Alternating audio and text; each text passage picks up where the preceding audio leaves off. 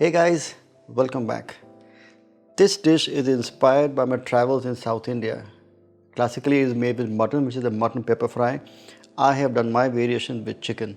It's a very simple recipe, requires very few spices, and the main star of the dish is the masala, which is just 4 spice powders, curry leaves, and coconut. So make sure you try it at home. So let's get cooking. To start making the chicken pepper fry, the first thing is to actually marinate the chicken pieces into the spices. Now I am using chicken breast here, but you can use chicken thighs, that's perfectly okay. Again, I am using boneless, but you can have the chicken on the bone, is perfectly good. If you don't want to use chicken and you want to use vegetables, that works fine, but you don't need to marinate the vegetables. This recipe also works very good with mutton or lamb, has a very good flavor also with mutton and lamb. So to begin with, this is a spicy preparation. So have some tablespoon of red chilli powder, a tablespoon of cumin powder, a tablespoon of coriander powder, turmeric powder, around 1 teaspoon. It's got a strong color, salt, and lemon juice. Almost quarter of a lemon squeezed, and all you do is mix it together. It doesn't require any ginger paste or garlic paste, it's just spices. Just mix the spices together,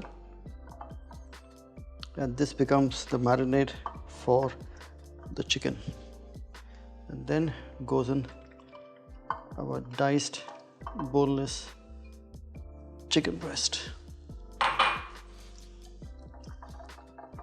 I'm going to gently massage the spices onto the chicken breast. The lemon juice actually helps to open up the pores, and that helps the flavors to steep into the chicken breast. So what you get is a nice morsel of chicken or a piece of chicken which has a very good flavor to it. This is now ready. It's going to be kept aside for approximately 20 to 25 minutes for the flavors to steep in. So now we start cooking the masala. I'm going to use a heavy bottom pan for this dish. I want it to retain heat well, so I have a cast iron pan. You can use a heavy kadai or a thick wok, that's perfectly fine, or use a nice saute pan which has a heavy bottom to hold the heat. The oil I'm going to use for this dish is coconut oil. Coconut oil works extremely well. In South Indian cooking, a lot of coconut oil is used and it gives a very nice flavor. There are no whole spices at all in this. All the spice powders have already gone into the marinade, and that is going to be enough to give it flavor. Normally in South Indian cuisine, you add some mustard seeds, or you add some star anise, or you add some various spices. But in this dish, I'm going to put 0 whole spice, only powdered spices. So while my coconut oil gets warm, now if you don't have coconut oil, you can use vegetable oil, it's perfectly okay, it is acceptable. Little garlic and ginger.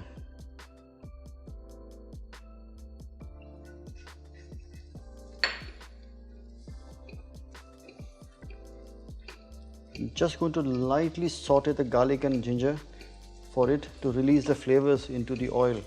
And that is the very first stage of actually adding flavors into oil, is by warming up your spices or your vegetables like garlic and ginger into the oil. So it releases their normal flavors and the oil begins to absorb or get all the flavors of the spice and the vegetables.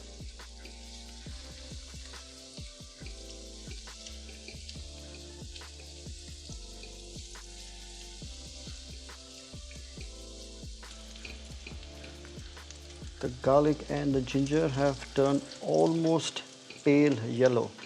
I don't want to get a strong color. I want to lightly make it into a very light yellow, and then goes in my sliced red onion. Saute that, reduce the heat down, and let the onions cook till they lightly sweat and turn pink.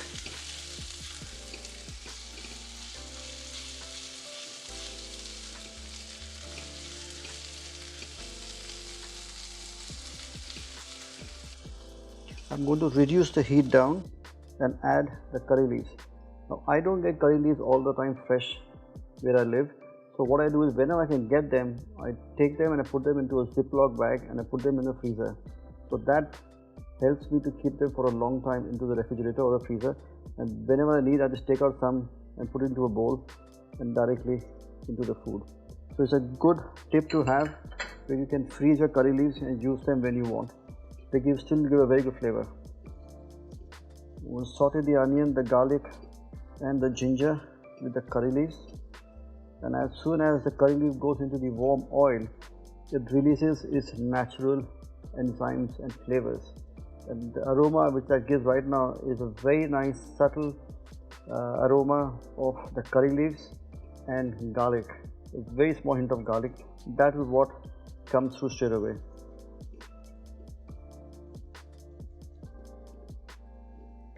The onions are pink. The curry leaves have been sauteed. I will add in this some shavings or slices of coconut. Instead of putting coconut milk or a powder, I'm going to use shavings. Now you also get ready-made packets of shredded coconut. Even that works well. Or if you don't have that, then you can also use desiccated coconut. That works equally well. I'm going to crank up the heat again to medium. Saute the masala with the onions. And now it goes in the marinated chicken. The chicken with the red chili powder, cumin powder, coriander powder, salt, turmeric powder and lemon juice goes into the onion mix. And also all the leftover residue, that has all the flavors.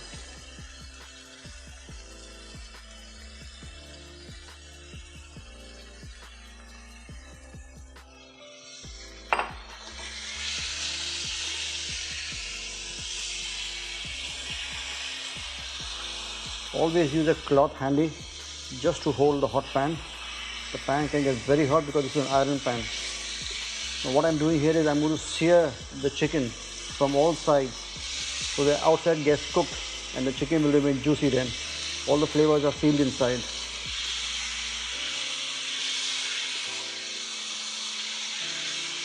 The chicken also releases the natural juices. That's perfectly okay. It helps sear the meat quite well. The whole idea is to trap the heat outside and to seal the meat. So that keeps the center of the poultry or the chicken pieces moist and juicy when it's finally cooked.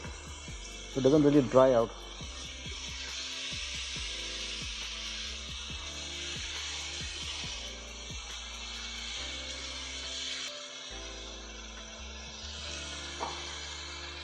As this cooks, I'm also going to add black pepper powder.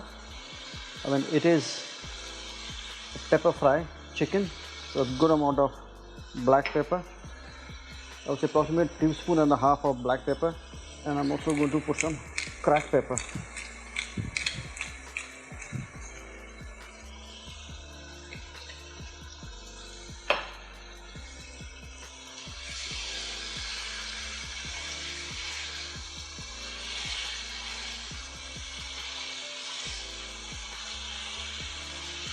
Just going to give it a nice stir. There is salt already into the marinade. I'm not going to put any salt now. I'll check it at the last. Going to reduce the heat, and on top goes the lid. Now this remains in the lid for approximately 3 to 4 minutes. I'll let it steam and rather cook into its own juices, and then I'll remove the lid and check to see how it comes out. I'm going to now check to see if the chicken is done. Look at the lovely color. I'm going to leave it aside. Look at the color. It's nice and vibrant. I'm going to crank up the heat and I'm going to dry out the masala. I want it to be dry. It's a sukha or a bhuna. So I'm going to really sear the chicken with the spices and the masala and try and get all the water to evaporate or totally reduce down, but still coat the chicken quite well. A little taste to see if it needs seasoning. Perfect. There's enough salt. What it does need is a tiny bit of lemon juice. Just a little lemon juice. And what I will also add is half a teaspoon of coconut oil. You can use butter or you can use ghee here. This is perfectly nice. It's just that the coconut milk or the ghee or the butter is a fat, sticks onto your palate and it tastes quite nice with the dish. This is ready. I'm going to taste a piece of chicken to see it is done.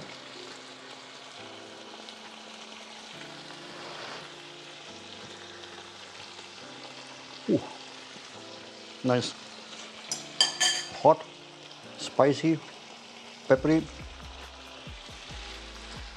lots of great flavors. The dish is now ready. It's time to dish it up. Switch off the heat and remove the pan from the heat.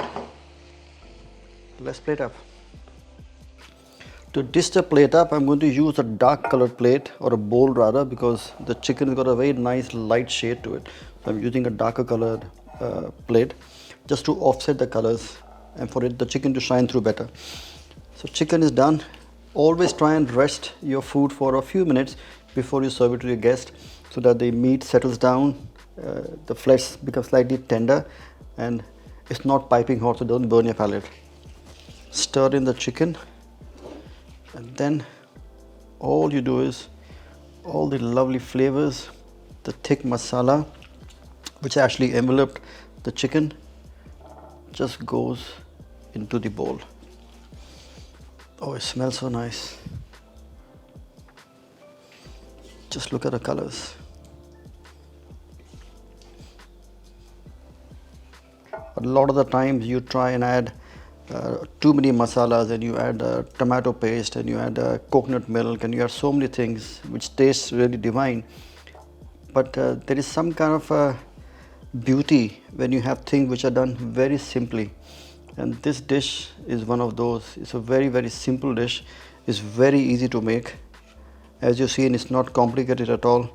It's pretty much straightforward, and I'm going to garnish that with some of the curry leaves which I have and some coconut flakes. I've also kept some roasted sliced coconuts which I'm going to put them as a garnish. And lastly, because it is a pepper chicken fry, I'm going to add some cracked black pepper. Voila! So there you have it, my very simple take on a very classic South Indian dish, which is a pepper fry made with mutton or with fish or with prawns. This is a version with chicken. Just 4 basic spice powders: turmeric powder, red chilli powder, cumin powder, coriander powder, a tiny quantity of garlic, ginger, sliced onions, fresh coconut and curry leaves, and what you get is this wonderful aromatic chicken pepper fry. Make sure you try it at home for your friends and family, and do not forget to tag me. So until next time, happy cooking.